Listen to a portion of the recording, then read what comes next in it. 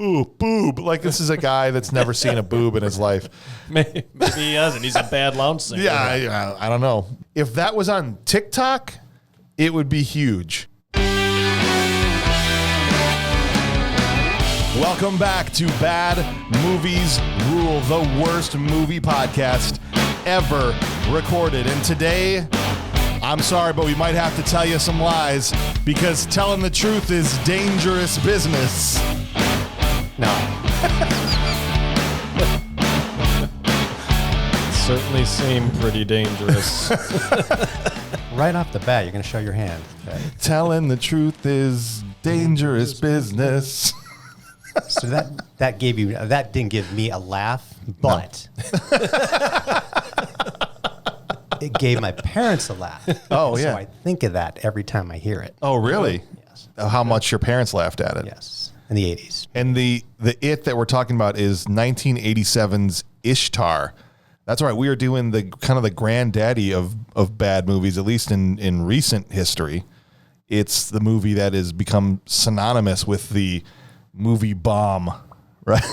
And I think it invented movie jail too, from what I understand, right? There are many jokes out there. There's like you got the Far Side cartoon that shows Hell's video store, yeah, a bunch of Ishtar copies in there. And yeah. Go Gary Larson, man. Yeah. Dude, I was such a big Far Side fan back in the day. I immediately flashed back to what yeah, that's true. It became just part of the lexicon, right? Like, I mean, Ishtar, so for those of you who don't know, is what do we call it? Like a road duo comedy? Yeah.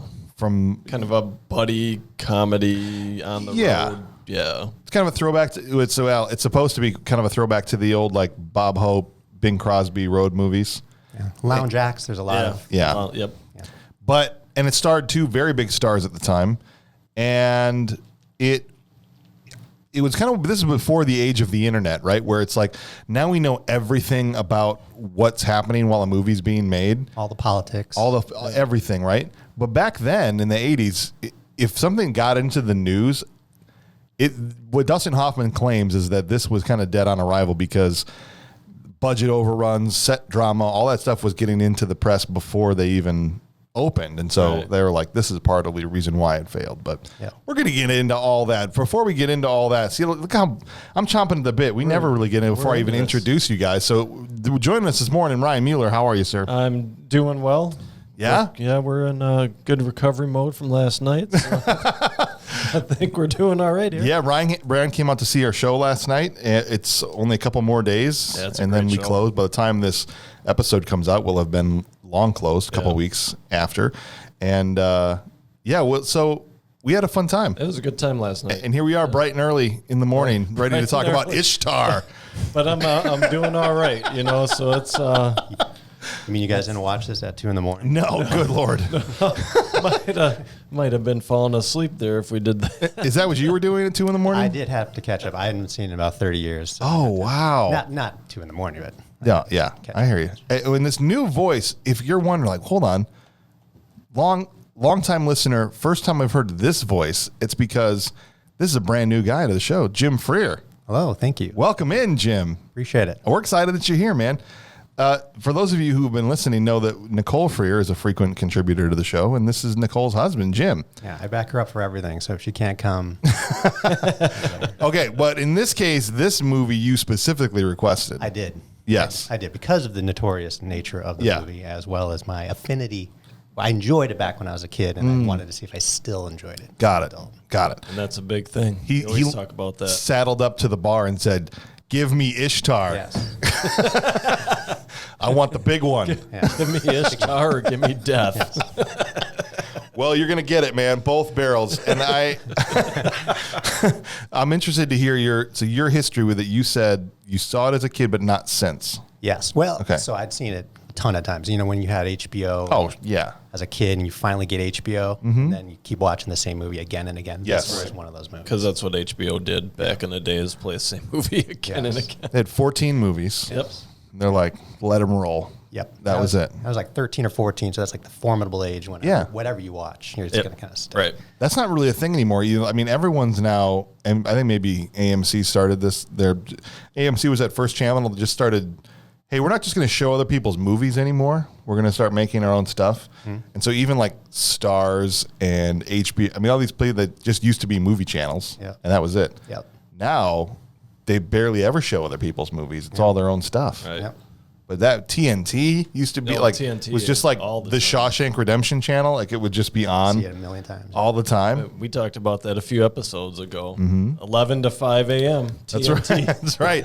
Beastmaster and heavy rotation with some of all the other ones. Yeah, man. Well, look, what we generally do if you're a first-time listener to the show is we're going to give you the vitals here, all the particulars about who made the movie, some of the story behind it.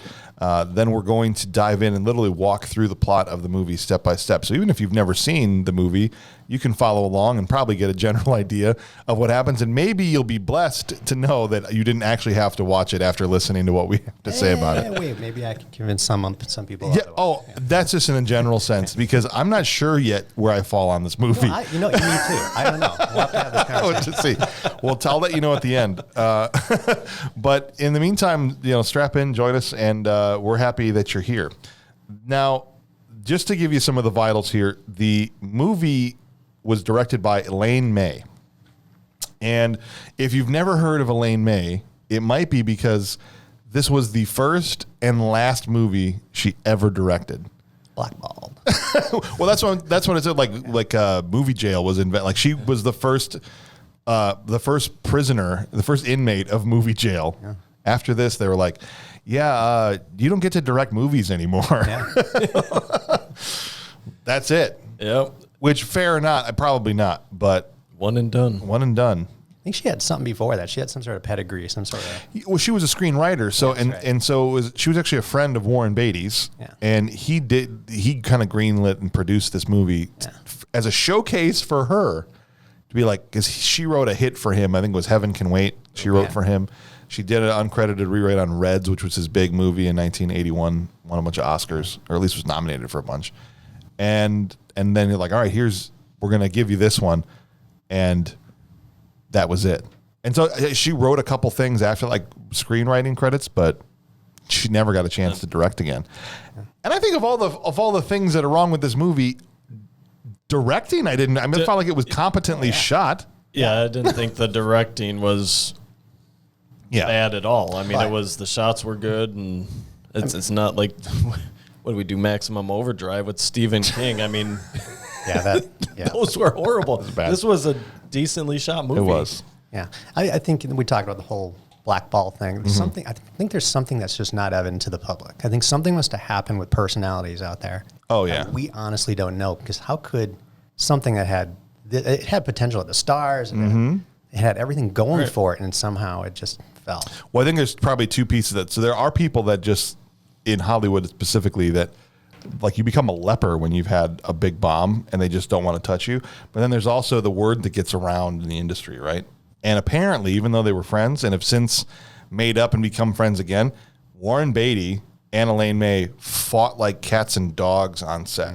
Like to the point where she stormed off a few times and was like, you want to do the scene this way, you direct it, and left. And so it was not a harmonious, which is probably why there was all these cost overruns and budget overruns and all this stuff, because you're dealing with Warren Beatty. Yeah. And so she also wrote the movie. As I said, she's a screenwriter, so there was really no way for her to escape. She couldn't even be like, well, it was the script that I wrote. Well, I even saw the credit. She wrote some of the songs. Right. With Warren Beatty. Yes. Oh, my goodness, the songs. We're going to get into all that. The movie starred Dustin Hoffman and Warren Beatty, as we've been saying. Now, the interesting thing about this is both of them came off of long breaks before they did this movie. You don't really see this that much these days, but Dustin Hoffman, big star in the 60s, 70s, into the early 80s, hadn't done anything for took a 5-year break. From Tootsie was 1982, and this was it after that. Yeah, he's sandwiched between Tootsie and Rain Man, two Oscar-winning performances. The very next year. He took 5 years off, and then Warren Beatty, same thing. Reds was 1981, took 6 years off, And this was their big movie they came back with, was Ishtar. Well, you'd think after a long break he'd come up with something a little better. Right. Like, oh, man. You got all that time to think. And I don't know. The idle hands, like if you sit around for years and you have nothing to do. Or maybe that's why, because they sat around for years. But it had to be on purpose, right? I mean, I can't imagine that at the height of their careers, they weren't getting offers during those 5-6 years. Oh, I'm sure. So I had to imagine they're sitting there going, no. What is it? Desert movie about two horrible lounge? Yes. I'm in. Yeah. This is the one. Well, the movie also starred, I'm going to say her name wrong, I know it, Isabel Adjani, I think. I think that's pretty good. And Charles Grodin, my guy. He just died. I know. Yeah. Rest in peace, Charles Grodin. Everything that guy was in, I feel like he played the same character, but it was always Charles Grodin. Yeah, but it was always good. Deadpan, stare at you for a while, you laugh just because he's sitting there. Right. Yeah. He had that like slow simmering rage underneath the surface. He, Right. It's a clenched jaw, and it was like, oh, it was great. This is where things fell apart. The budget for this movie was $55 million. And I feel like the majority of the movies we talk about, at least in the 80s, were in the 10 to 20 range. Yeah, I hear that. I'm like, where? That's what I'm saying. Explosions. Camels. Blind camels. Did they shoot on location? I did. They must have. They must have shot in a war-torn country somewhere. And there's really no reason. I mean, you could just shoot a desert. Well, Right. You could shoot this in Nevada. hiring actual weapons runners? I don't know. I mean, That's what I'm saying. How did they spend 50? And I say this without knowing what Hoffman and Beatty got, which I'm sure. Oh, no, wait. I did look. They each got $5 million, I think. So that's 10. so that's not like out of the, No. a budget blower there. I mean, So you're $5 still- million for each that are 45 million besides those two. right. And there wasn't any other names. I don't know. Here's what's even worse. After a $55 million budget, it made $14 million. Yeah. That's bad. High expectations. Bad. Which means they took home $7 million because the theater keeps half. So $7 million on a $55 million Which budget. means they took a loan out to pay Hoffman and Beatty. Yeah, of that $7 million, which of them got paid and which one they had to take a loan out for? So it didn't hurt the careers of anyone else, right? No, because Rain Man came out right after that. Beatty, he did Dick Tracy Dick 2 years Tracy. later. That was Yep. big. That was sort of big. That was a big, but he also, if you look at his career, he doesn't have a lot of credits. Yeah. He would do a movie every 3 or 4 years, and that was it. Yeah, and he would write stuff and direct. And all Right. that. He still had Bulworth came out after this, and Bugsy and a few other ones. No, the only person that really took the hit for the whole thing was Elaine, which is kind of sad.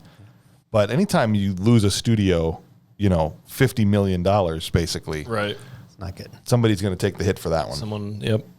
It's currently sitting at a 4.6 on IMDb. That's really low. Is that at a 10 scale? What is it? Yeah, it's out of 10. And terrible. anything, in the 4s on IMDb is like, Rounds up to 5. Not the lowest we've done. No. It's down there. it's got a 38%. This is I think the closest one we've ever had here. So on Rotten Tomatoes, the critics have it 38%. So 38% of the critics liked it, and 39% of the audience did. So usually there's a big disparity there, but in this case, it's almost in lockstep. Everything is between IMDb Yeah. and Rotten Tomatoes. It's like all statistically It's all about the same. yeah. So everybody kind of feels the same way about this. So 1 out of 3 people like it, and there's 3 of us here. So we'll see who it's I going would to like be. to see further stats. I'd like to see a breakdown of the demographics, age. Right? Can we get more information, please? That'd be nice. charts. Let's put some charts up there. I just want to take a quick second here before we dive into the plot to say, again, thanks for listening. Whatever podcast app you listen on, whether it's Spotify, Apple Podcasts, if they allow for a 5-star review and you can throw one on there, it really helps out the show. Helps get us pushed out to more people. They'll start recommending us to other people. We'll start becoming that podcast at the bottom of the screen. They'll go, oh, you like this? You might like that, right? Because you guys have given us a good reputation out there, so I appreciate that. If you're watching us on YouTube, all the obligatory YouTube things like smashing like buttons and commenting and subscribing and all that stuff, that all helps us. That helps YouTube know that you like this content and want to see more of it. And if you want to be like, let me rephrase that. if you want to get in touch with the show, the easiest way to do that, whether you've got a question, a review, if you want to tell us how stupid we are and how terrible our takes on Ishtar are, that's fine. You can contact the show at thisshowIstrash@gmail.com. We'd be happy to hear any feedback that you have for us, or even just suggestions for future episodes as well. And for our super fans, for as low as $3 a month, you can join our Patreon, where you can have access to bonus episodes. You can vote on future episodes. You can participate in the awards section, do all kinds of things through our Patreon. And so I want to give a shout out to some of our newer Patreon members, guys like John Paul Dozier joined a couple months ago. Love that guy. He's been following the show for a long time. We got Big Danny Cool, Travis Ramirez, Aaron Nowak, Brad Rollison, all those guys. We appreciate you for being part of the Patreon, and just excited to see what's going to come up in the future. So thanks for taking this ride with us today. You guys ready to dive into Ishtar? Let's do it. Let's do it. All right. So I had no idea what to expect. I only knew of the thing's reputation, and so I didn't know this was about a couple of lounge singers.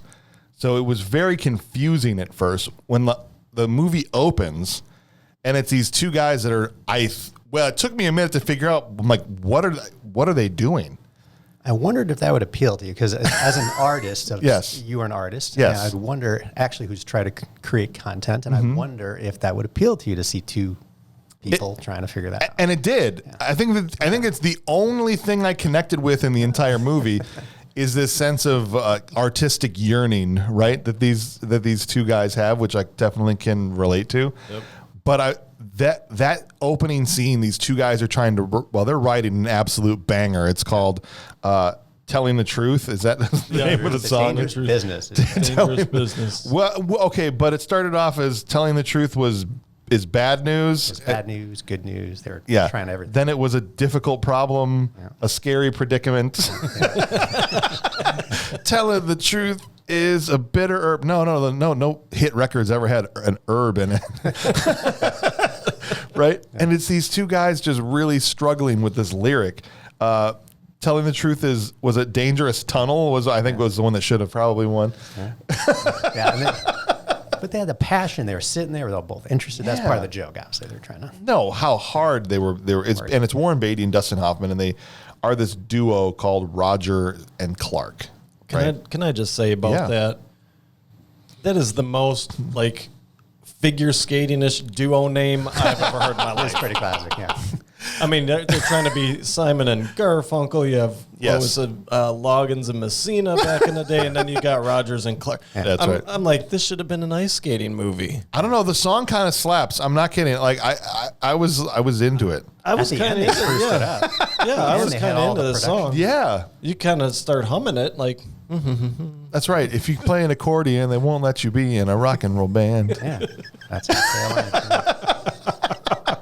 I think they're friends because they had the exact same haircut. I think that's what happened. Did you notice this? No. Everybody in the 80s had that haircut. Was that an 80s thing? Because they just had the Greg Brady poofy helmet hair. It looked like, take the thing off. It was like Lego guy hair.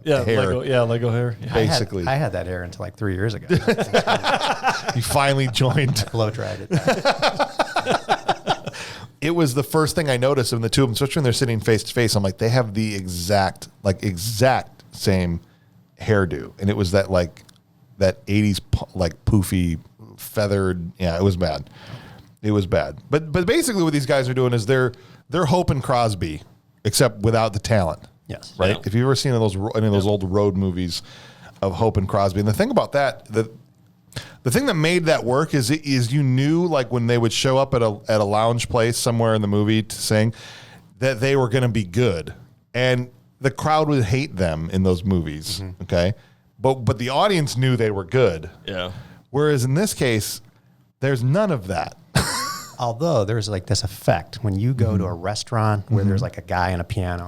Yeah. Or a lounge, I guess back in the day. Yeah. You would have lower expectations about their ability. So long as they sang something that you knew, you didn't care as much about other. But in this case, that's not even that. No, they're not even that caliber. They're not even that good. They sung whatever they wrote. Yeah. Right. It was their own song. And essentially, these guys are trying to break through into show business, and so they they talk, oh, if we just had an agent, we would be huge, right? We need an agent. And I'm sitting there going, guys, that's like number 47 on the list of things that you need to do before you're going to be huge. Yeah, but you probably want to be good first before you hire an agent. Yeah. Write a decent song. Right. They find this guy, I don't know, in the newspaper or wherever they, who knows, the yellow pages, and they call him up and they get him to come out to a couple of their gigs, and they're just dumpster fires. And this guy is sitting here. He's like pouring his flask into his like coffee. He's got his pocket alcohol. Just like, dude. And I can't even. It's this. Usually, it's as we describe these movies. In these cases, the musical numbers are hard to describe without actually seeing the film. But it's like, especially the second one. After what was the advice he gave them? He said, "Sing stuff people know. People know. Yeah. That way, if they don't like it, I forgot the rest. Yeah, if they don't like it, they'll this. But it was like a cat being tortured.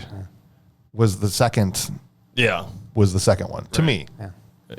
Did you write that? I think the people that were there at their gigs too, just their faces were priceless. That was the best part about That was it. a joke. I love that. Was the cutaways? Yeah.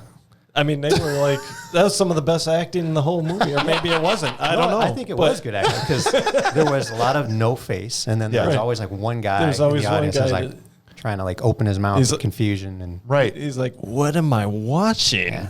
Right. It's like, and there was a guy that looked like he just like smelled something. Right, yeah, right. He's like, Right. and the agent's covering his eyes in embarrassment. like, I'm not associated with them. Pouring a second flask into his coffee. But are they terrible, or does it come all the way back around to being good because they're so bad? Do you know? Well, okay. There's the answer to that from the guy who's seen it a lot. Yes. So I've seen it a lot. Yeah. Because I had to, or maybe because I wanted to. And I watched it again. And at some point, you learn the songs. And at some point, you hear them and you start laughing, or your parents start laughing, and then you start laughing. So Yes. there's that kind of thing going on. See, and I've always been a big believer that whether you like one of these old movies or not, it depends on how old you were when you saw them. And for your case, you connected that memory with your parents. Boom. And so it just got you. Yes. And since I didn't see this movie till I was 42 years old, I'm definitely going to feel different about it. Yes. It's going to be hard to recommend this to somebody because they can't go back and have that same effect. Exactly. But here's the reason I asked if they're actually good, because the agent actually does book them a gig. Well, he offers them Honduras, They get their choice. where you can be like dodging death squads or something, and then Morocco is the other one. Yes. War-torn Morocco. War-torn Morocco for what was it? $90 a week? Yes. It was more, like twice as much as Honduras. Yes. $90 a week. Well, it wasn't like dollars because it was whatever their currency was, and they're like, that's only like $35 a week. Yeah. That's right. I never noticed that. Yeah. But they got to stay in the hotel, so it's a pretty good deal. Well, and I like that too. They said, let's take Morocco. Honduras sounds too dangerous. Yeah. Exactly. And so between the two of them, we could break down a little bit about the characters themselves. Hawk is definitely like the actual musician, I feel like. I mean, he had at least had a job playing the piano. Playing in a restaurant.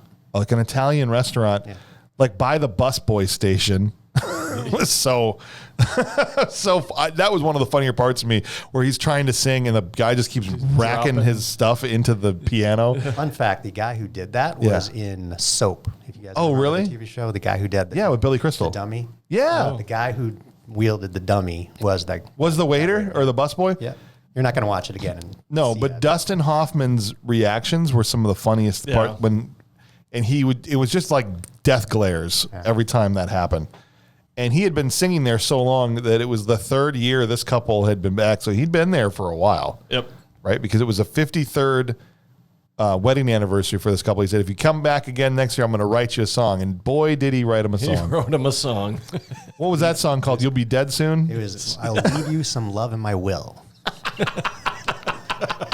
Yes. Which is basically talking about how we'll be dead soon. Yes. And the whole family's there. The whole family's there, and this old couple is listening to how it's almost the end of the road for you guys. Yeah. What a heartbeat, beautiful song. What? They seemed to come around to it at the end. That was kind of the funny part of it. I think it was like the old guy was like, oh, yeah, all right. He's kind of horrified at first, but then came around to it. But he at least knows a little bit not as a songwriter, but as a performer, which comes in later and kind of saves them during their first gig. But Lyle is Warren Beatty, and this is the bigger issue I had. I think my biggest issue with the movie was Lyle. Is Lyle okay? Lyle does seem a little bit mentally challenged. He seems, yes, I put down special. I was like, how do I be delicate here? But I don't know if he's a fully functional adult person. He does act it that way. So Warren Beatty at the time, he's the suave. Yeah. He was like, I guess, a hunk kind of. Yeah. Oh, he famously betting actresses all over Hollywood. And yes. So that's the joke. You got this cool guy coming in and all of a sudden playing the idiot or the buffoon. That's the thing. And if he had just been an idiot or a buffoon, cool. But he seemed like he took it a step beyond that. Yeah, it's like because you see the Adam Sandlers, you see all these people playing. Right. He played it so differently than maybe what you'd see. Yes. Later. Yes, and I think his whole performance just weirded me out, and I don't know why. It was kind of strange. Yes, the way that his character and that I don't know. Well, it turns out because he was for, ticked off behind the scenes. Apparently, he was. Well, maybe he was phoning it in. Yeah, maybe. Yeah. Well, we get this weird flashback to him having a job with an ice cream truck. I like that song. The Cherry Ripple song. Yeah, Cherry Ripple, kisses, knishes, dishes. This is. The kids are trying to wave him down. And stuff. He just keeps going. Yeah. He never. And when then they show his poor wife, which I thought was his girlfriend at the time, and I realized he was married to her. Yeah. Just suffering through him singing Cherry Ripple to her. And you're like, I got to know more. How do you end up in a relationship with the ice cream truck guy? Yeah, I will say that one song was the one that over the last 30 years is the one I remembered. And so I say that all the time. Oh, do you? And Nicole would probably tell you how annoyed she is every time I do that. Yeah, as soon as I saw either of them that had girlfriends or were married, I'm like, how is this happening? Right. I was like, oh. I mean, maybe you can kind of understand with Hawk, but even like Carol Kane. This is 80s Carol Kane. Yeah. Peak Carol Kane. She was beautiful in this movie. Yeah. And I had just recently seen her in a bunch of more recent stuff, like The Unbreakable Kimmy Schmidt and some other ones that she's done like lately. Yep. And so I had forgotten. And then she came on the screen. I was like, oh, yeah, yes, now I remember Carol Kane. Let's go. Yeah. She did Princess Bride a couple of years later. Right. Right. And Scrooged in 1989, 2 years after that, she was the fairy in Scrooged. Yeah. One of my favorite parts she's ever played. And she seems to be a little more supportive of what happens because essentially this is how they meet, that we flash back and come back. While Hawk was singing this horrible song about you're going to die soon to this couple, apparently Lyle and his wife are there. Yep. And she passes a note saying, hey, I loved your song. Right.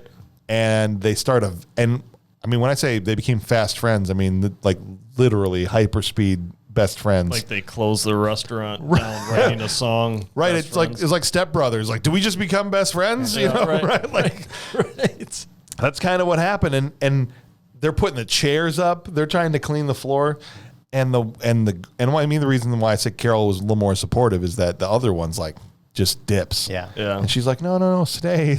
Yeah. And not long after she divorces him. Yeah. Right. Lyle, I mean. Yep. Lyle's wife. Because Hawk and his girlfriend aren't married; they're just dating. Yep. But she also says leaves at some point. Yeah. It takes a little longer, but she's just like, yeah, you and Lyle should be in a relationship, basically, because at this point, all they do is sit around and throw terrible lyrics back and forth to each other while they're trying to write songs. That would be the first 22 minutes of the movie, if you notice. It is a really long setup. It is. That I even remember as a kid, that was a little bit too much. Way too much. Because really, the plot of the movie doesn't start until we get to Morocco. Right. But it's almost another short film. Yeah. Before we get there. They spent a lot of time on that kind of pre-story and flashbacks and everything else. It's like Raising Arizona, that whole preamble where they're just setting up the whole, trying to find the baby, get the baby. Anyway, that's another. Yeah. Well, Raising Arizona is a whole other. Wait. We should do it. We should totally do that. Yeah, Raising Arizona should happen. Absolutely. Well, but it's just not. It's not the shocker to end all shockers when these women leave, right? You're like, I think anyone watching the movie goes, yeah, that checks out. Like, like we understand. How could we have known? Now, Lyle is depressed, And there's actually this exchange of dialogue when Lyle he's the first one to get left. And I think it was Hawk that says most people live lives of quiet desperation. They would rather wallow in the known than risk the unknown. Yeah. This is what I'm saying. This is the only thing I connected with in the whole movie, right? They said that a couple times, I think. Yeah. Well, they come back to it once they're in Morocco, right? They said, this idea of we got to take our big swing. We got to go for it, right? Yeah. Even though they're awful, I appreciated that sense of that. I mean, isn't that even more relevant today? How many people are trying to become the influencers, the YouTube star? Right. With less talent than Lyle and Hawk. Yeah, they should remake this movie in today's world. I'm like, these guys were just ahead of their time. Even that second terrible set they did for that agent, like if that was on TikTok, it would be huge. Yep. Probably would. And they keep coming out with it. They have like 100 stupid songs. Right. There'd be a whole channel of them doing these stupid songs, and people would be going bananas. Mm-hmm. I think they were just like 30 years ahead of where they should have been. But, that's what happens sometimes. Hawk now, he actually responds much worse when his girlfriend leaves him. He ends up on the ledge of his apartment building, which again was why it feels like a whole 3-act play before we've even gotten to the meat of the thing. Okay, he's out there. He goes on the ledge. This is one of the times I actually laughed in the movie. Is when all these people start showing up, right? Because Lyle calls, I'm assuming everybody, and his parents show up, and it's like a traditional Jewish parent. They're like, "Come on, you." Right. Even Rabbi Pierce shows up, and I was I was like, "Oh, not Rabbi Pierce." And there's like guys on all sides of the ledge. There's a dude rappelling. Yeah. I think this is my big problem with the movie is that, is it an interesting premise? Yeah. And the music itself is so bad it's funny. Right. But in general, there just wasn't, to me, a lot of laughs to be had. It is slow. Yes. Definitely slow. Yeah. And it was definitely slow for me. I don't think I laughed but once, maybe twice. And that could be again because I've seen it a million times and I knew it was coming. But it's supposed to be a comedy. Yeah. That's the thing. As an adventure story, maybe it works a little better, but it's not. But they didn't lean into that hard enough because they were making a comedy. Yeah. You know what I'm saying? Yeah. So it wasn't. Yeah, there wasn't. But many laughs to be had there at all. It's boring. It's a boring, slow. What a ringing endorsement. But there's a but. It's a boring, slow movie, but it's really great.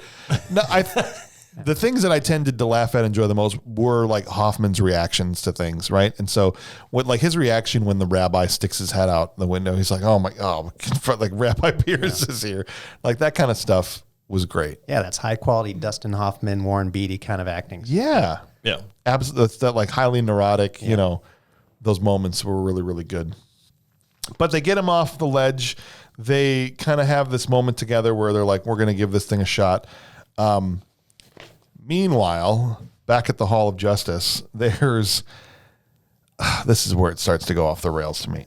There's this. Okay, so some random person finds a map and in a dig site in Morocco or wherever they are, and a bunch of starts talking about a bunch of mumbo jumbo about two messengers of God. Yeah, so it's the old. This is what's the word for the thing? The MacGuffin. The MacGuffin thing. Yes. So they try to chase this map the entire movie, and this map shows some sort of religious implication that two messengers of God are going to show up and free the oppressed. Yeah, but why? Why a map? This is the weakest part of the plot to me. Is there at no point do they ever really show why this map is that important? Yeah. Yeah, and I didn't get it as a 13-year-old, and I thought I would as an adult. You ever go back to me? Oh yeah, you're like, I'll understand it now. Yeah, like even Star Wars, like, oh, now I see the other story. Yeah. No, I still did not necessarily get it. No, I don't think there was anything there. Well, that's they didn't do the work to. They're just trust us. This piece of paper controls the fate of the entire Middle East. Don't look too deeply into this. Yes. Okay, but why though? What is what? So what? It truly was the MacGuffin. Okay. Go find it. Exactly. Protect it, and then without the coverings that people usually put over the MacGuffin to all make it seem important and plausible. They're literally just like, "This is the thing. Yeah, chase the thing." Well, the Emir of Ishtar. Yeah. Try to describe that. I can't have this thing getting out because it would prove that there's some religious right that I shouldn't be the leader. So that kind of thing. Well, because he thought these two guys were the messengers of God, which we'll see in a second. So if it's true, then that means I shouldn't be the leader, and they're going to kick me out, and there'll be a coup and all that. And the even dumber part is the guy that finds the map, right, takes it into his hotel room or whatever, and this assassin comes in and kills him immediately. I'm like, all right, let's kill the one person that knows where it is. That's also really smart. And the guy, as he's dying, is like, now no one will ever find it. In his dying breath, just the two messengers of God. I'm out of here, right? Yeah, and turns out, wasn't it on him? Wasn't it? In his? It was literally in the dumbest place which we'll get into. I don't want to spoil it for people that haven't seen it as we walk through, because this is a reveal later. Yeah, but he's acting like now it will never be found. It'll be lost to the sands of time, and it really is in a stupid place. Well, I knew right away when he said that it's going to be found. How is it found? I don't know. Yeah, it's going to be some dumb way probably, but it'll be found. Yes, for sure. How did you feel about that? I like the fact that if you know something that's important to somebody else and it's on you, what are you going to say? You're never going to find it, even though it's in my left pocket. So it was close. It was almost as close as it being in his left pocket. Yeah. So, you'll never find it. Don't look in the drawer. As you're looking at it, as you pass out. Right. Why are you looking at it? No, I'm not. I'm looking up here. Yeah. It's definitely not in that ceiling tile up there. It sure isn't. All right, so we finally are into the plot of the movie. The boys take the gig in Morocco. Off they go. We're now out of America for the rest of the movie, for the duration. And this is a perfect representation of, I think, my problem with the two of them, because I think, as I said, Lyle's performance, I think the biggest problem I have with the movie is the two leads just seem miscast, totally miscast. Warren Beatty isn't pulling off what he's trying to do. And Dustin Hoffman seems like he's dressed like a guy half his age in the airport is probably the best example. Yeah. He looks like he's, 48 years old. So he was born in 37. So he would have been. He'd have been 50. 50s. Yeah, but he's got like something a kid would wear. Yeah. He's got like the denim jacket and the tie and he's wearing headbands. The headbands, and like he looked like Bruce Springsteen. Yeah.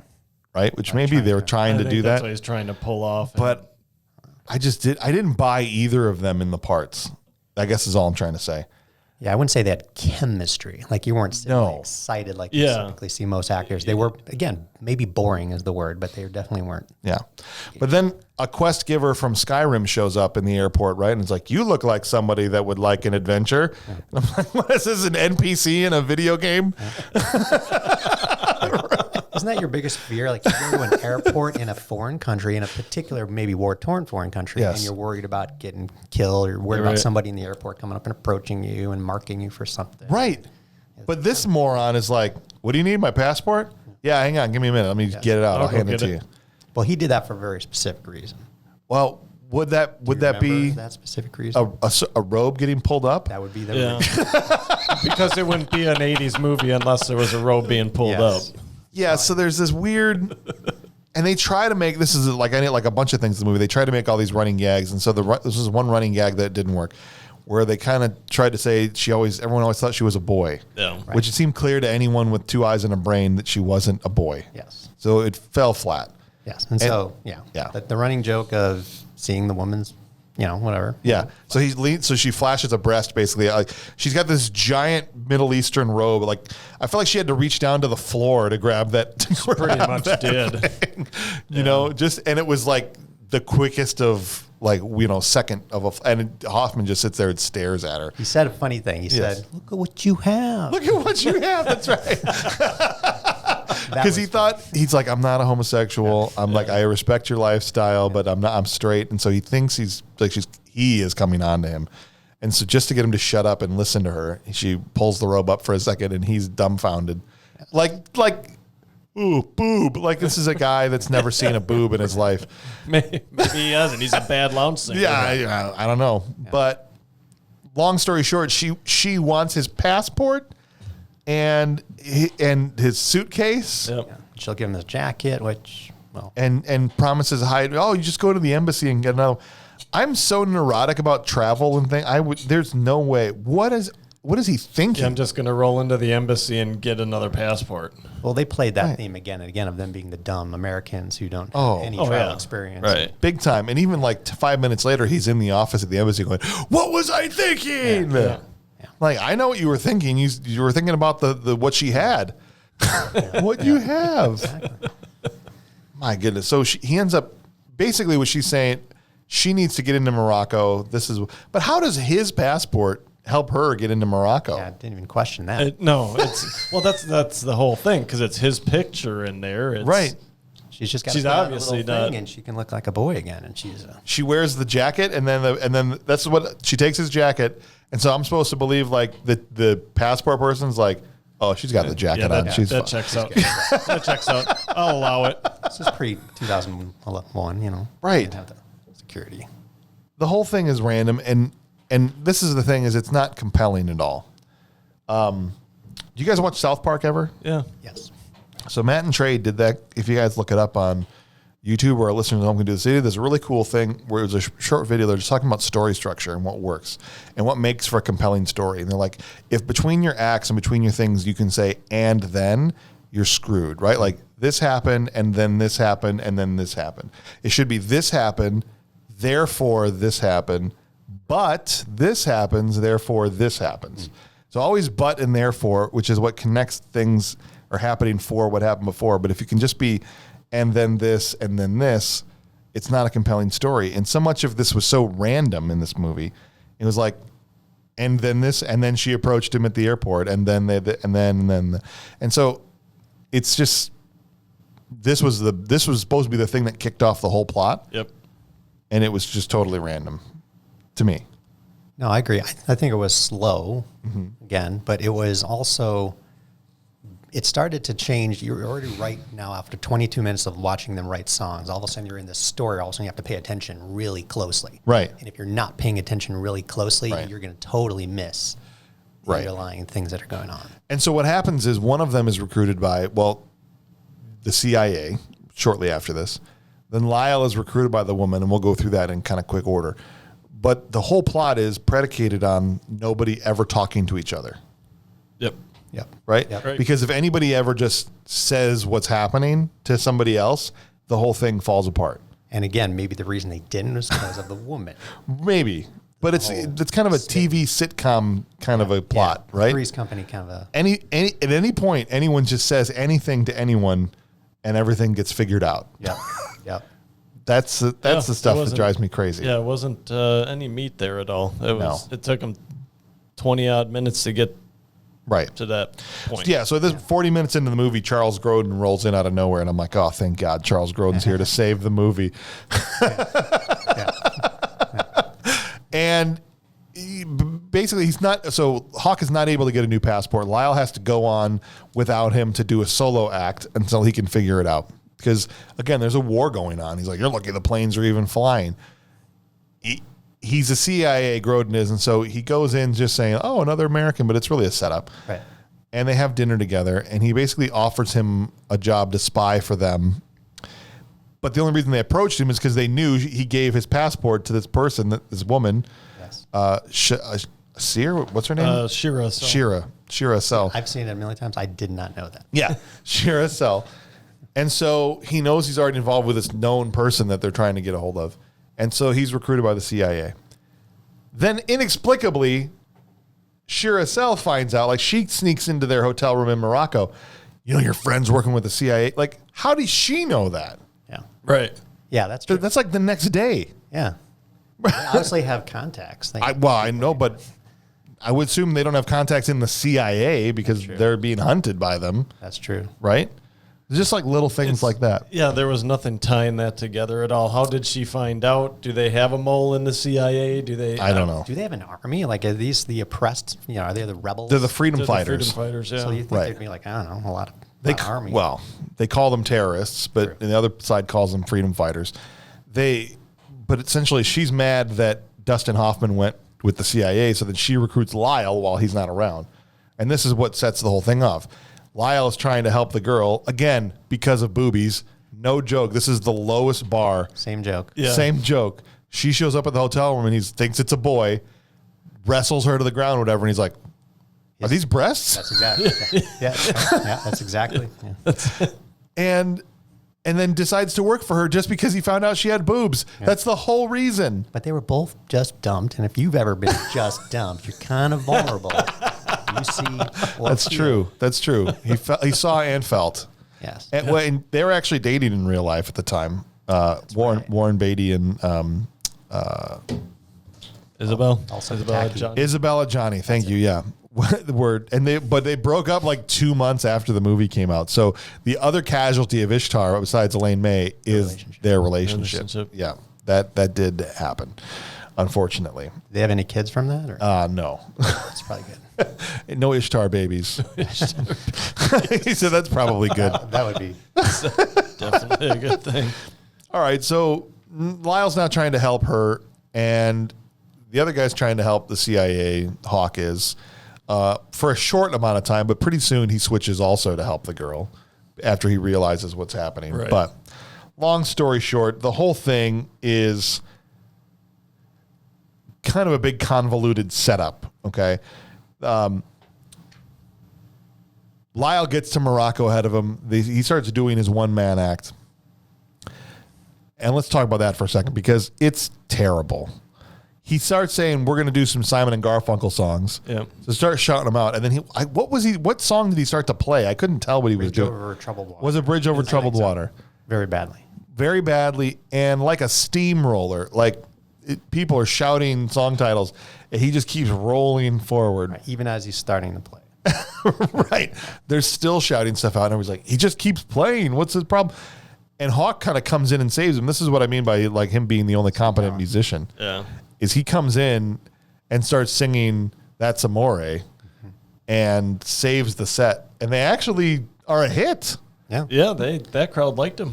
Yeah. Not doing their own stuff, though. If you go to a bar, you can play some piano. You don't even have to sing. If you start playing songs, people know. Especially if you're in Morocco where their expectations are low. Yep. Boom. Well, that was perfect. You got it. Here's the thing I don't understand, because this next morning is when they end up going to the market and every intelligence agency on the planet is coming after them.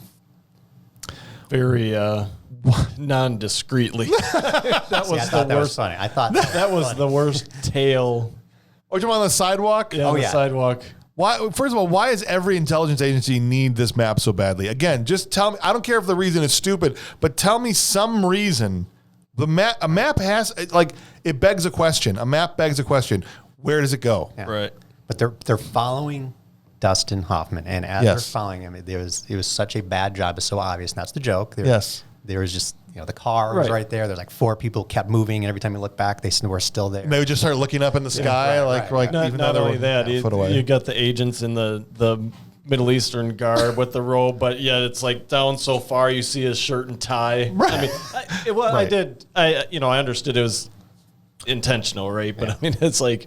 And one of the guys was Max Headroom. Yeah, he was the guy who was describing who was who. There's the big crowd. He goes, no, he said the Arabs are the ones dressed like Americans. Oh, yeah. The Americans are the ones dressed like Hawaiians. Yes.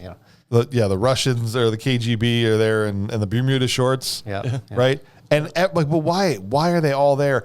And the market scene is ridiculous. Yes, the tailing them on the sidewalk was even horrible because Lyle's the first one out, and then Dustin Hoffman starts tailing Lyle because they've each been told by their sides that the other is working against them. So now they don't trust each other. Yeah. And the whole while there's 5 people. Nobody tails somebody a foot and a half behind them. No. First of all. They're if you had just stopped abruptly, they would have ran into them. Yep. That's how closely they were tailing them.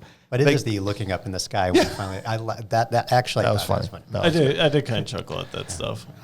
But then they're in the marketplace where this shootout. It's not even a shoot. One shot is fired. There's all these. They've all got their guns out. Yeah. They're all in a big clump together. All these different intelligence agencies, but none of them shoot each other. Yeah. They're just running around in a clump of people just. It's just one guy. One guy shot somebody by mistake, and he went. And he put his hand over his mouth. Right. Oops. Right. It was clear that somebody wrote this that had no idea how these things actually. They didn't get a You think with that high budget, that had some CIA rebriefing or something? No, but it was just a group of people running around like with guns in the air, basically, without shooting each other. And word is starting to get out about these two guys. So essentially, Charles Grodin is called into the office of the Emir of Ishtar, right, to say, all right, look, these two guys have to die. Because, like, what did you say before? They couldn't. Yeah, like they were proof that the Emir was not divinely named. And so these people's existence. If people believe these are the two messengers of God, then I could be deposed, basically. Yeah. And so we have to have them killed. And the CIA guy, Charles Grodin, is like, yeah, okay. But we have to make it look like an accident. Yep. Yep. And so now the CIA is working against our heroes, I'll say that. And I'm making giant quotation marks in the air. Our heroes, our pawns, right? I mean, he puts up a fight for about 30 seconds. Right. Oh, they're just pawns. We don't need to. And he's like, all right, we can kill him. Yep. It's like, oh, you really took a lot to bend your opinion there.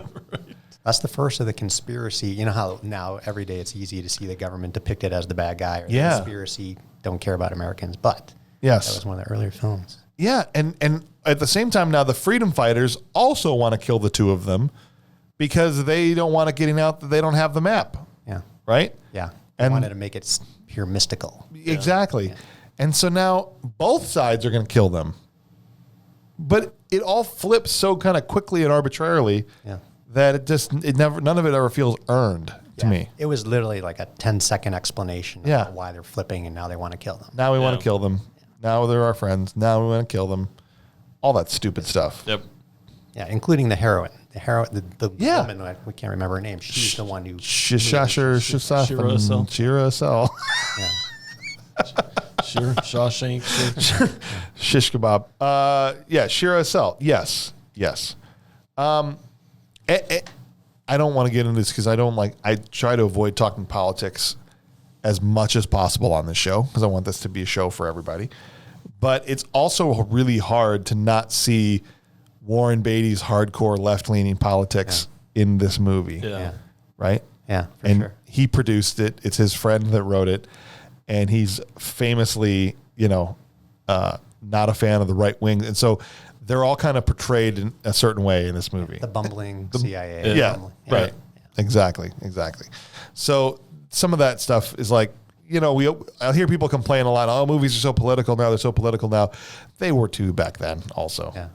Yeah. For sure, yeah. But even so, you think that CIA, if bumbling, is that who thinks that the CIA is incompetent? Does everybody? Well, maybe and probably everybody does, but I think they're just trying to say government bad, kind of a thing, right? Simple, like the power, and because especially at that time it was a Republican government. Yeah.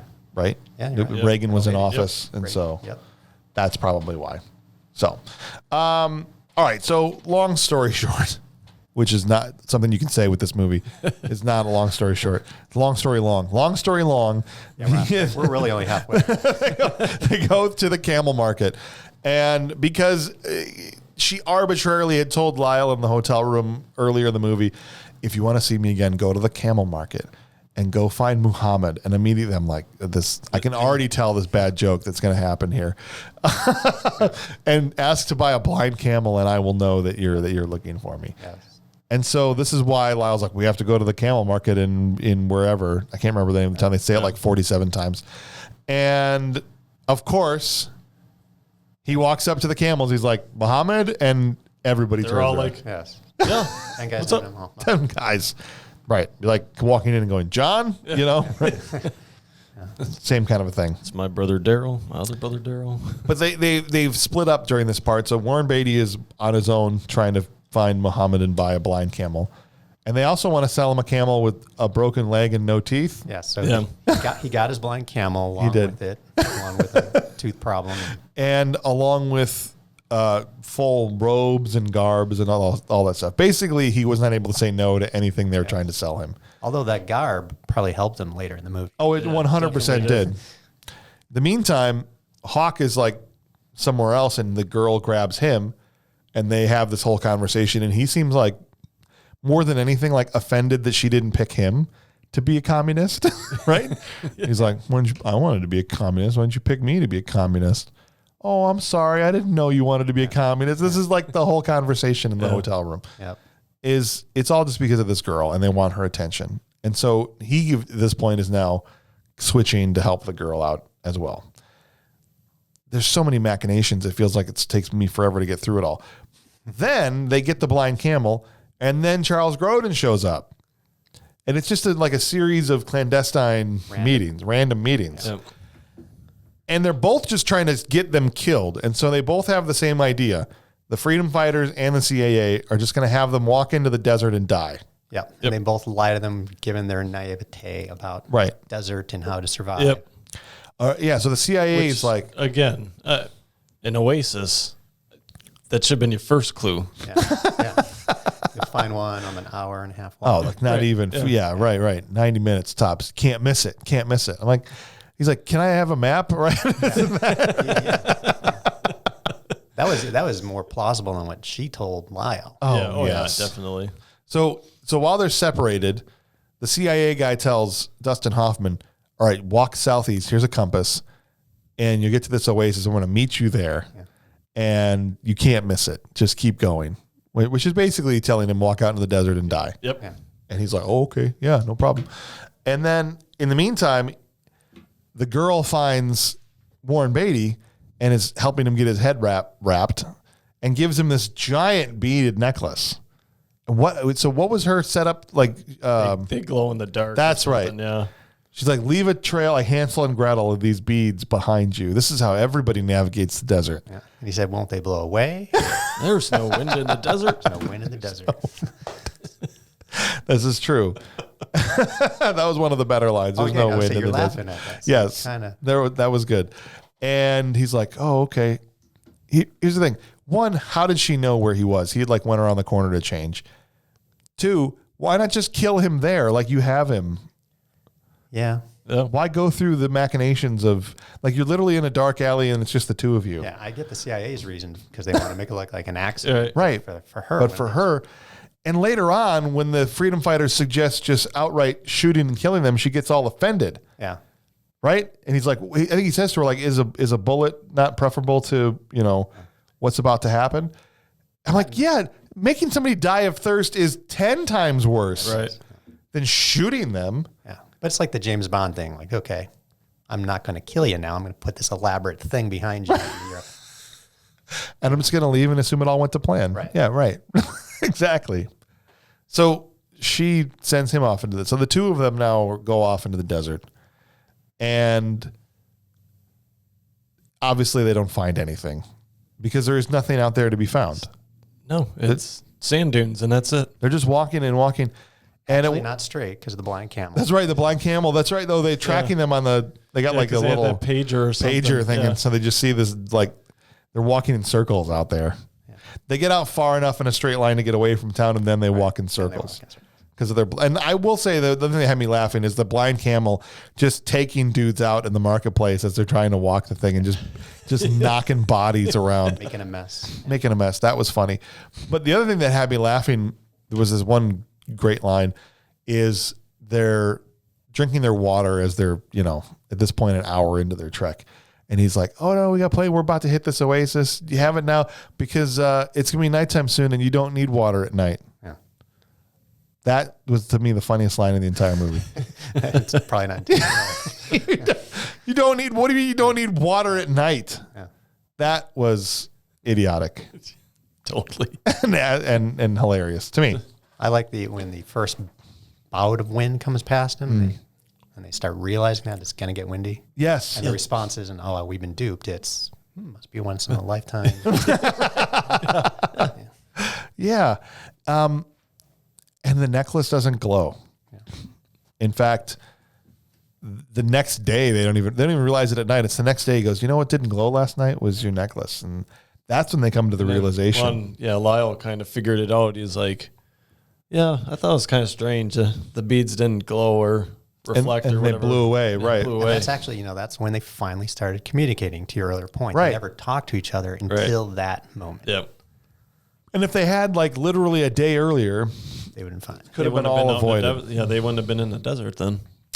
And they eventually just randomly walk into a gun auction. This is another thing that was just totally random and then kind of a thing, right? Like, and then there's just randomly a gun auction in the middle of the desert here. Yeah. How did you feel about that scene? So they said there's a lot of gun runners out there in the desert. Oh, okay. And so that alone made it plausible for me. But Okay. and it just happened to appear after. Yeah, I didn't know how they survived the night. To your point, No. dehydrated. But they found it. They somehow survived the night after the big windstorm. Yep. A sandstorm. Lo and behold, there were human beings In a tent in a tent. with piles of automatic weapons. It was a like a truck. Yeah. With a canvas Canopy. top. Yeah, right. And of course, the guy that's there with the guns, none of them, first, this is the stupidest setup. None of them can understand each other because of the joke. If they understood each other, we couldn't do the joke. And they don't understand the people that are down there to buy the guns. So the buyers can't understand the sellers, and then one of the sellers, And the buyers can't understand each other. yes, and the buyers can't understand each other, and they're all different dialects. Okay, sure. Yeah. And of course, the gun runners would look up and see this dehydrated person crawling on their hands and knees and go, "Oh, you must be the guy." Yeah, You're and the what happened to the interpreter. real guy? The real guy apparently didn't show up. No, I'm assuming not. Yeah. Well, he's you're the interpreter, the auctioneer, whatever they said. And Right. This person that looks like you're on your last legs in the desert must be the guy. I thought, like, Gotta be. How did Warren Beatty get there? So he somehow just walked into the crowd. I guess his garb was authentic enough. He had the garb on. He walked down because Dustin Hoffman said, "Hey, go see if they've got some water down there." And he infiltrated just And like he got that. in there. Yeah. Well, they're all different dialects. With his blue so- face. With Right? his blue face. Is that why they made that point to be like, don't wipe your face, that it's carcinogenic. Yeah. It's carcinogenic because his face started to turn blue.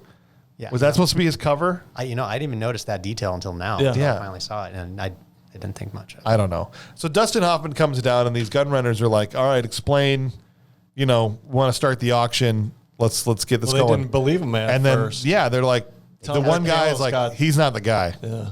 So they test him, and then I thought that was funny. Where they test I him did like and- that. Yeah, I thought that was pretty good too. I did like that scene. So he just starts spouting gibberish. Yeah. And because he's got Warren Beatty in the crowd, Warren Beatty can Hatspuya? Hatsuya can just incite everybody else to go run around back and look at the camels. So that's how they're able to figure that Dustin Hoffman's gibberish. I mean, at first you could probably look at it now and say it might be slightly offensive, but back then it was kind of like almost like a Rain Man. He channeled Rain Man. He was Right. doing Yes. his little kind of baby voice. out. Oh, that's true. That was a little Rain Man-y. Yeah. A little Rain Man. Then Lyle was acting like Rain Man in this movie, yeah.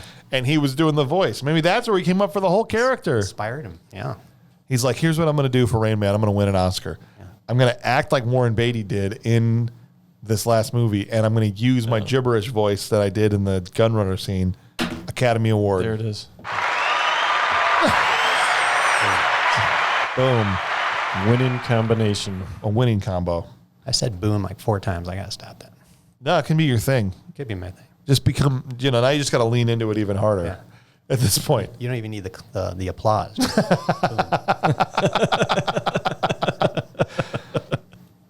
So he starts shouting gibberish and dollar amounts, and they're passing out guns and collecting money, and he's successfully helping these gun runners do this auction. When the CIA shows up in a helicopter, assuming because they're looking for the two of them. Yeah, because they had, I think off screen, not off screen, they said they didn't die. They're still alive. Yes. Let's now go shoot them. Right. And make it look like an accident. But they get there and there's all these gun runners, and so they scatter to the 4 winds. And in the meantime, the CIA takes off for a minute because they're like, oh, we can't do this here. Yep. And they end up with this pile of weapons, and they're like, oh, should we drag these along with us, like while we're dying in the desert? And they're like, yeah, for sure. This will buy us a couple of canteens. Yeah. At this point, they still don't have water. They stopped here thinking with the gun runners that they would get water. At one point, he's like, I think it's time to pass the canteen, is what he was trying to say. Yeah. Yeah. But they never got any water. Yeah.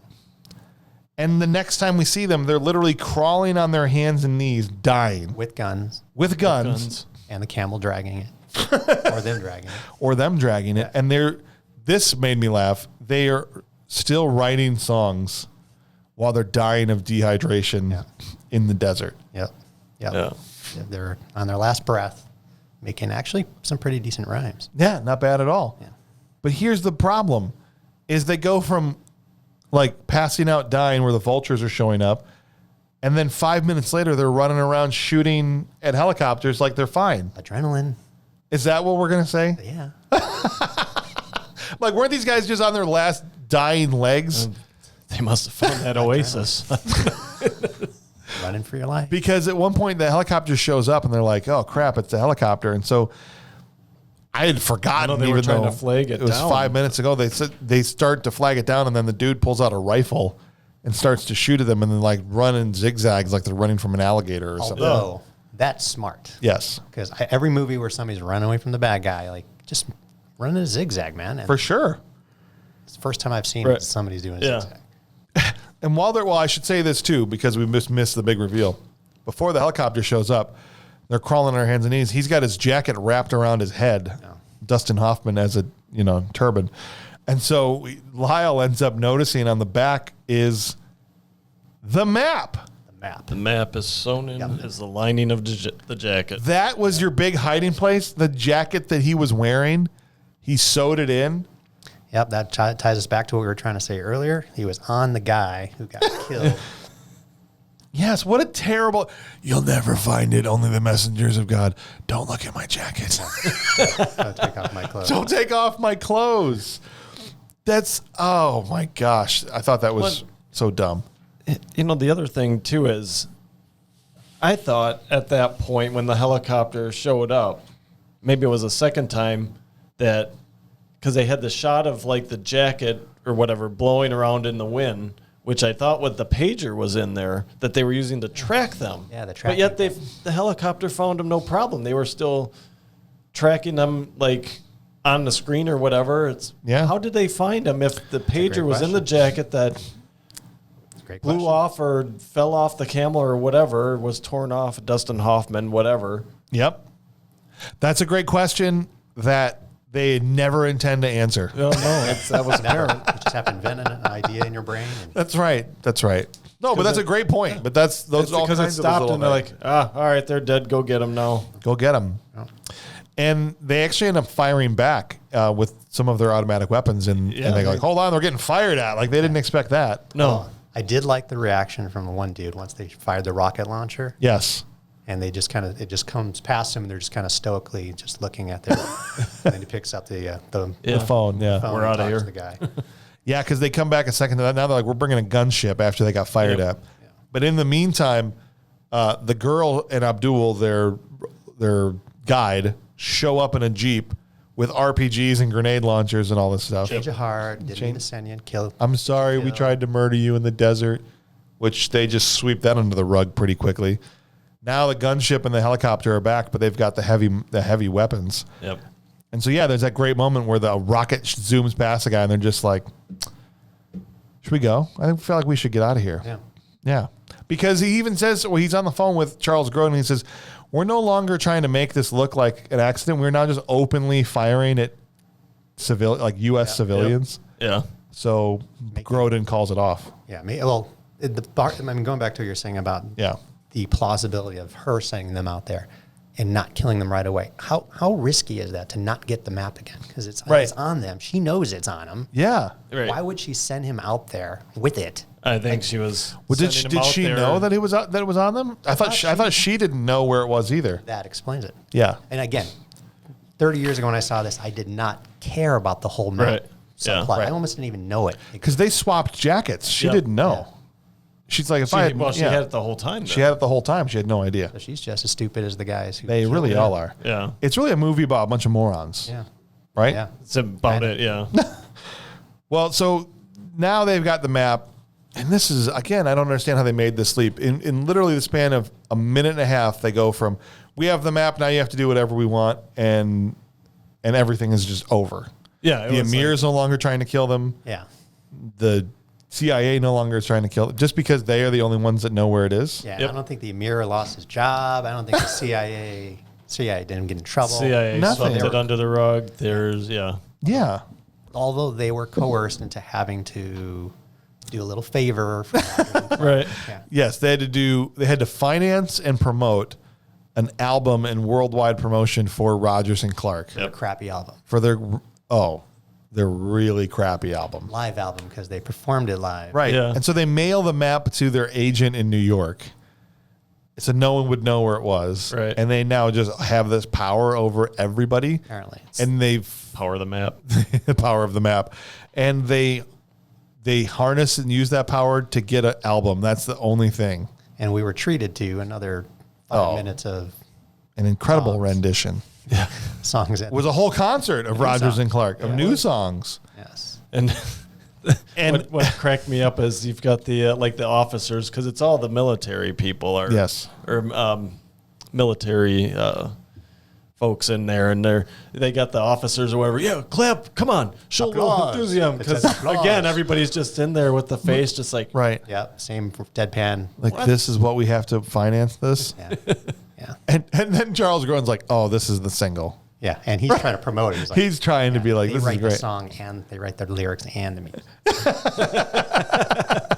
It's really good stuff. And of course, they close with telling the truth is dangerous business. Yes. Although the song before that, the other one that I always remember was like, I'm not going to sing it, but it's, Yes.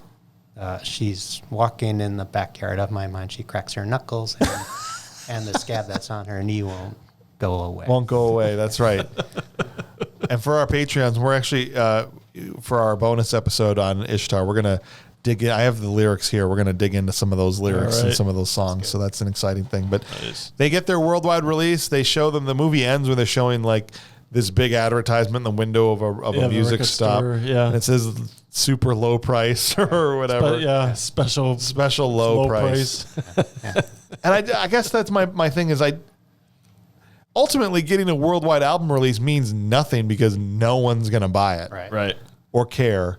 And you're just going to be ridiculed. Well, they get paid up front for it, though. Well, if that's, I hope they did. And the CIA might buy copies. Maybe they'll buy. Yeah. The Charles Grodin's knows? character is like, here, buy this. You got to buy this. But now people We got to as you sweep said, this. Now people would eat that up. They would Yes. totally buy that Yeah. album. Yes. All right. So there's something that we do at the end is, if you have anything in your notes or anything as we plowed through this that you missed, now is the time to mention the little things. It's good to pay attention to the little things. It is. The little things matter. There is one thing that I forgot to mention that was a little thing that I loved.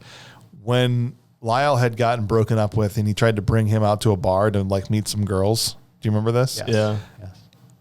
There's always these like things I pick up from these movies we watch, call them power dating moves, right? Lyle introduced like power dating move number 7. Just stare at them.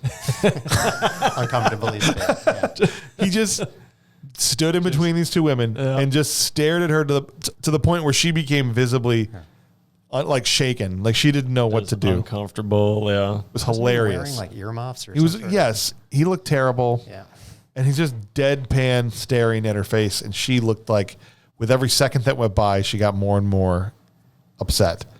Yeah. So just, guys, if you don't know what to say, just don't say anything at all. Just sit and stare. Just stare directly at them from a foot away. Sometimes that's better that you don't open your mouth. That's right. Even if you're a good looking guy like Warren Beatty, it's still creepy. It's super creepy.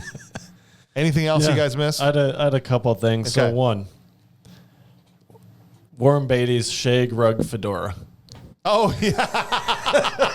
It was like, Were you a fan? I honestly, I thought it was kind of, he's wearing a shag rug. I mean, all right.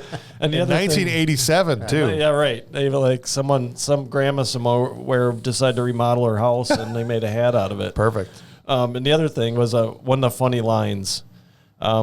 They were talking. It was the CIA, Charles Grodin, and the Emir. Yes. And the Emir was like, "Well, how do you know it was our guys in the market? Shooting in the market." He's like, "Because they were using the Kalashnikovs we sold you." That's right. They armed and trained them. Right. That's right. That's funny. Well, today we're going to do what we always do, and that's give some awards out. We try to give awards out to these bad movies because they certainly didn't get any when they came out from the regular awards people. So now they're going to get some flowers from us. And so what we always start with is the Will Patton Award for Intensity, which isn't necessarily an award for the best actor, but the one that tackled their role with the most intensity, that took it the most seriously. They thought they were in Shawshank Redemption, even though they were in Ishtar. And who would you guys say for you is your Will Patton Award winner for intensity? I am going with the spectators of the shows. The people that had to sit and watch them. Had to sit and watch these shows. The facial expressions were priceless. They really went for it. They gave it 110% every time. Respect. So I'm going with the spectators. Who's yours? All right, I don't know the guy's name, but he's that dude who's the brother or the cousin of the heroine. He showed up at some point to try to sell them something. At the very end, he's in the van with him. Oh, Abdul. Abdul. Oh, Yes. yeah, he's the guy. I don't know what the actor name is, yes, but that guy, That dude. he really went for it. Yeah. He was like, this is my chance. Yeah, I'm the one that's going to somehow be the one that's helping them get them out of this predicament. Right. Yes. Boom. I actually went with Isabella Adjani. I thought she took this movie way more seriously than the two leads did, as far as her performance goes. Yeah. And I bought her way more than I bought the other two guys, for sure. But all right, so we'll have a 3-way tie between those three people for the award. That's fine. The next award we give out is for acting, but it's not one you want to win. It's the Michael Dudikoff Trash Can Full of Dirt Award, which is for the actor that displayed the acting range of a trash can full of dirt. So I think this is kind of obvious. I went with Warren Beatty. Yeah, I thought, me too. Is that okay? Yeah. All right. I'm like, I've seen him in stuff I like. It's not like, I'm not talking about his whole career, but in this movie, Yeah, trash can for sure. I know what you'd say. I went with the girlfriends or wives of Lyle and Chuck because they added nothing. I mean, that was... Yeah. Carol Kane. Carol Kane. Give Carol Kane that award. Yeah. Well, that's fine. I mean, I would never. I agree with but It wasn't her best one. but the other girl, I can't remember the actress's name. Like she was from the movie Tender Mercies with She was definitely Robert Duvall. worse. Yes. She was worse, But for I mean, sure. for me, it's like It's more of a it added cameo for her. nothing. Right. Added nothing. Yeah. But with 2 votes, that means that Warren Beatty will win probably the most prestigious actor to ever win the Michael Dudikoff Trash Can Full of Dirt Award. Right. But congratulations to him. The other thing we do is our top 3 performers. And so this is a subjective list. It doesn't mean they were the best or that they were even good. It's just the 3 performances you enjoyed the most. So who was your top 3, Ryan? So I had, let's go from 3 to 1. So I had Isabella Johnny. Okay. Ashira Sell. Okay. I had Dustin Hoffman in there at number 2 because I thought he was pretty good. I think, I liked for him. the most part. And then I had Charles Grodin as a number 1. Charles Grodin, number 1. I went with Dustin Hoffman, number 3. I think, while I didn't necessarily buy either of them, a good portion of the laughs I had came from his reactions to things, which is kind of what he's really good at. So I had him at number 3. I actually had Carol Kane at number 2, just because I was so blown away by young Carol Kane. It took me totally off guard. I loved it. And then I had Isabella Johnny at number 1. I just thought she gave the best performance out of the whole group. How about for you, sir? I thought I would have said her too, but I don't think she's in my top 3. I think. Oh, okay. I got Dustin Hoffman, probably number 3. Yeah. I got. I think number 1 is more obvious for me. Charles Grodin. It's number 2 that's hard. I think number 2 I would say Max Headroom. That dude. Matt, yeah, there you go. The way he looked up in the sky when he was supposed to be following people. Yes. Yeah, what's that actor's name? He was also the Lawnmower Man too at one point. Oh yeah. Right? No, wait, was he? And he was it was Lawnmower Man 2. He was or the first neighbor. one. He was a neighbor in Honey I Shrunk the Kids. Yeah. He was the dad of the next door neighbor. Okay. Yeah. I thought it was that dude from Lost, the pilot. Nah, dude. It was. Really? I'll look it up later. Okay. This is why I say we're the worst movie podcast ever, because I don't like that guy from that thing. I know all the things he was in, don't know his name. The one guy. Right. If Ryan Farrell would have been here today, Fahey, Jeff we Fahey. said we have oh, okay. Is that it? Fahey, I think, is the lawnmower Okay. man. I think the Max Headroom guy is the neighbor or something. I swear he was one of. I know I might have been the sequel. One of the Lawnmower Man movies, I think, was that guy. But I'll look it up and see later. Right now, we can't do that. We're staring off in space. But I will confirm. We will confirm. The other question that we always ask about these movies is, would Arnold Schwarzenegger have made this movie better? And I think the answer was, once again, absolutely. Especially if you remove Warren Beatty from the movie. Yeah, if he takes his part. And you take and you put Arnold Schwarzenegger in as Lyle, and you've got It's like twins. you got Hoffman, who's like this tall, Right. with Schwarzenegger, and you get Arnold singing these songs That would have been hilarious. hilarious. that And would be he's funny. game. I mean, in Twins, he's like, take out the papers and the trash. Yeah, He's like singing the whole song. He totally would have. And he totally would have gone in for it. What's So our rule? If a movie's not a 10, then Arnold makes it better. then it's That's the impossible rule. to improve it unless it's a perfect movie. For sure. How soon before 85 was Kindergarten Cop? Kindergarten Cop was 80, after. 89. I thought that was like Yeah. even maybe 90. Might have been 90. So he was 4 or 5 years away from playing Let's that. see. Yeah, but Twins would have been before. I think Twins was 86. Yeah. So this would have been after Twins. Oh, So it's possible. I mean, I think he definitely could have done it. And he certainly would have been funnier than Warren Beatty. Arnold's underrated as a comedic actor. Oh, he's well, just him being this big, imposing, large Yeah. man. You Right. put him in a non-imposing role. And Right. It's Yep. funny. Kindergarten Cop was 90. 90. There you go. 1990.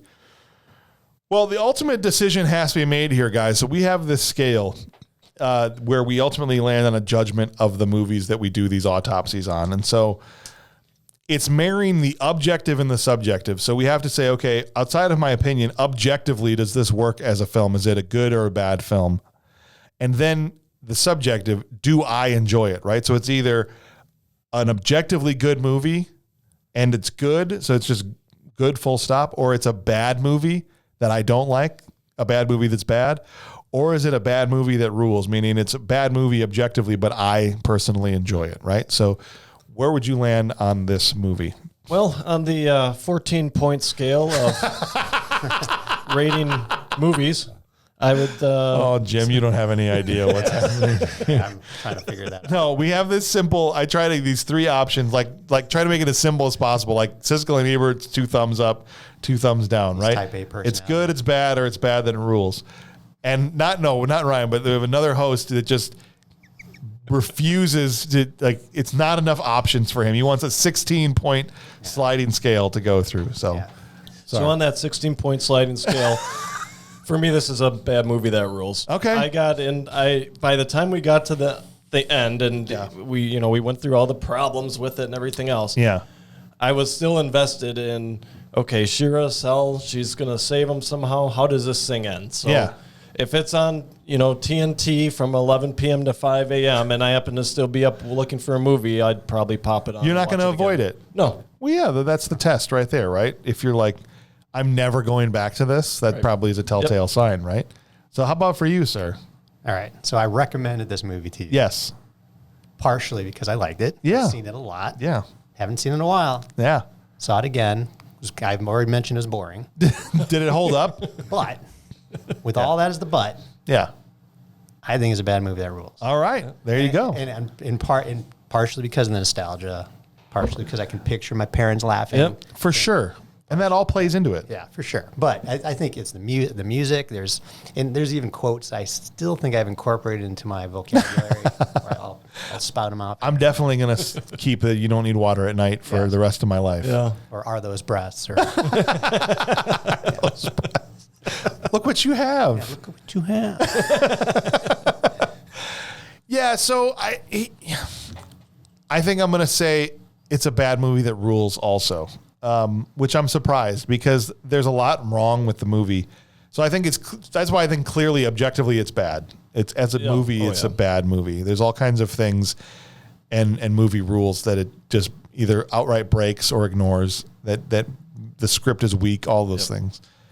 But I did enjoy it enough that I think I, again, wouldn't necessarily avoid it. I don't know if I'd go rent it again. No. But if definitely it's not. on- If it's on. Yeah. I'll watch it Which it won't because, be. It's literally impossible to find. but you never know. Some point it might be on again.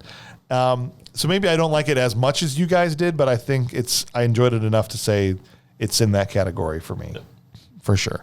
Bad movie that rules, just because of the music. Yeah. Honestly, Yeah. I mean, you saw the credits. Like half of those movies were written by like one guy. But yeah. Well, and I don't- saw Warren Beatty and Dustin Hoffman wrote a couple of those songs, Yeah. like what was it, the half-hour song? They Yeah, wrote yeah. that. which was really lame. But yeah. It was. I think the main reason I want to put it in the bad movie that rules is because while I think the 2 lead actors are miscast, I don't think this movie deserves the reputation that it has. Yeah. Totally Yeah. agree. As I watched it, I go, why is this the movie that is synonymous with bad movies? Yeah, Right. It got snowballed at some point. It just, like, people just jumped on the bandwagon.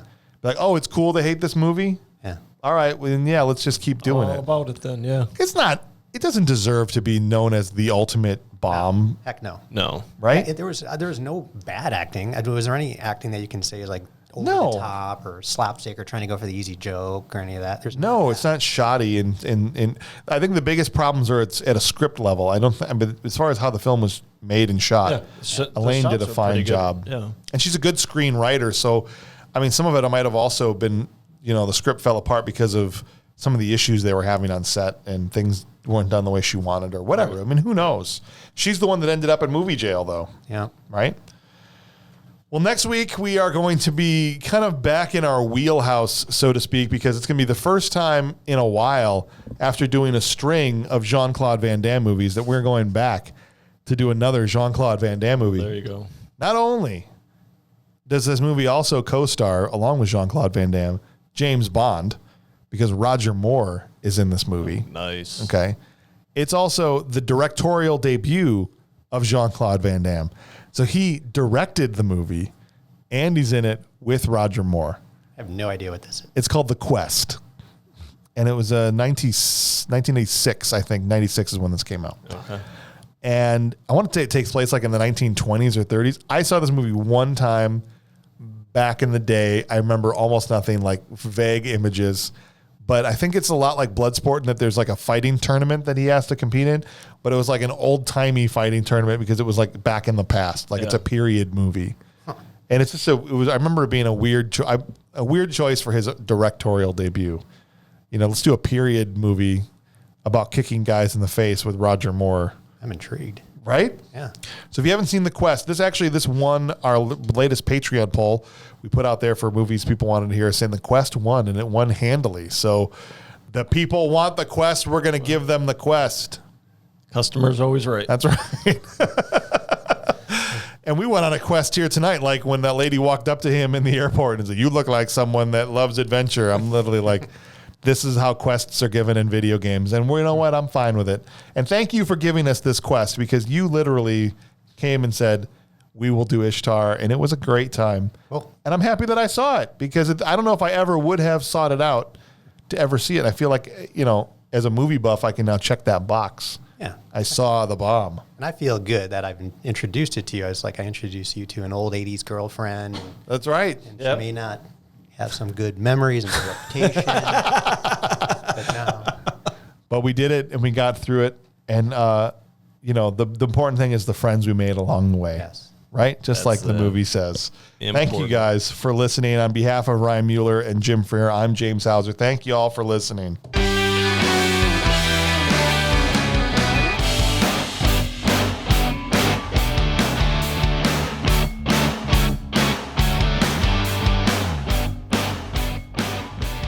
I wonder if they're still paying off that loan for Dustin Hoffman and Warren Beatty. Well, they didn't get the VHS sales to do it, I'll tell you that. No, they didn't.